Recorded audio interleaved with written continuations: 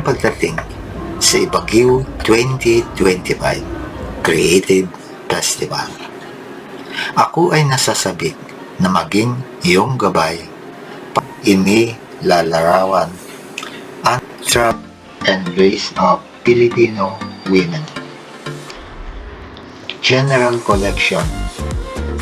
The exhibit features an impressive total of 33 visual artists showcasing diverse styles, backgrounds, and mediums in their wall arts.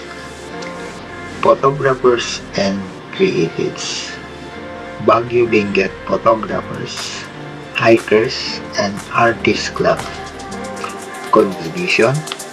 The collective photographers, artists, and hikers documents local life, landscapes, and traditions through visual art, capturing the soul of the Cordillera.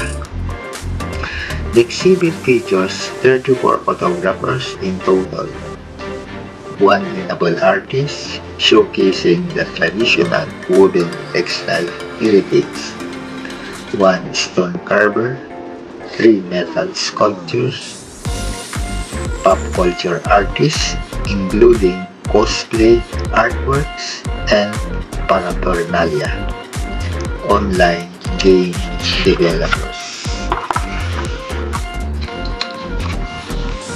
We have also the traditional and heirloom collections. The exhibit also incorporates a display of traditional baskets, antiques, and heirloom collections with the assistance of individuals like Auntie Lolita Pagaw, Clinton's mom, allowing visitors to see and experience pieces that are central to Cordilleran cultural roots. The exhibition truly highlights the core message you see in the provided image, that every piece, whether a Jesus strike or a digital creation, is a part of the living lifeblood that shapes and roots the future. Here are the essential details for visiting. The Pulse of Heritage in the Age of Progress exhibit. Exhibit location.